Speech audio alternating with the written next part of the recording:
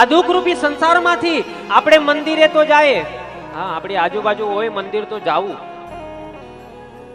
ખાલી હોન મારીને પીપ કરીને જતા રહ્યો ને એમ નહીં, હા બાજુમાં હોય તો જાવું, મંદિરે જવું, મંદિરે જાય ને ત્યાં જઈને આપણે ડાયા ડમરા થઈ જાય, હા ભગવાનના હાથે સામે હાથ ફેલાવે, હે ભગવાન મારું આ કર નાખજે, મારું આ કર નાખજે, પ્રાર્થના કરે, તમેવ માતા ચ પિતા તમેવ, ભાઈ નજર બૂટ ચપ્પલ બાજુ હોય કે લે તો નથી ગયું ને કોઈ, હા પ્રાર્થના એ પૂરી નથી થતી, પ્રાર્થના એ અધૂરી રહી જાય સાહેબ. આપણે જેના જીવનમાં યુવાનીમાં ભક્તિ ન કરી હોય ને તો ગઢપણમાં કામ નહીં આવે સાહેબ.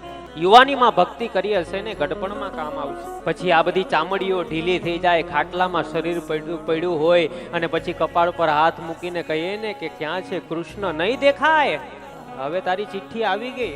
યુવાનીમાં ભક્તિ કરી હશે ને તો ગઢપણમાં કામ આવશે. મૂળ કથા કે ભાગ્ય ન હોય ને એને ભાગવત મળતું નથી. તમને શું લાગે કે આ પિતૃઓના ફોટા મૂક્યા તો ભાગવતમાં તરી જશે? હું નથી માનતો. આ જેના ફોટા મૂક્યા એટલે પિતૃઓને મોક્ષ મળી જશે, મારી બુદ્ધિ તો ના પાડે સાહેબ. આ જેટલા ફોટા મૂક્યા ને એ તરી ગયો હોય ને તો જ ભાગવત કથામાં ફોટો એનો મુકાય, ન તો મુકાય પણ નહીં સાહેબ. સર્વ પિતૃ મોક્ષાર્થે અને આત્મ કલ્યાણ અર્થે આપણું આત્મનું કલ્યાણ થાય ને એ માટે આ ભાગવતનું આયોજન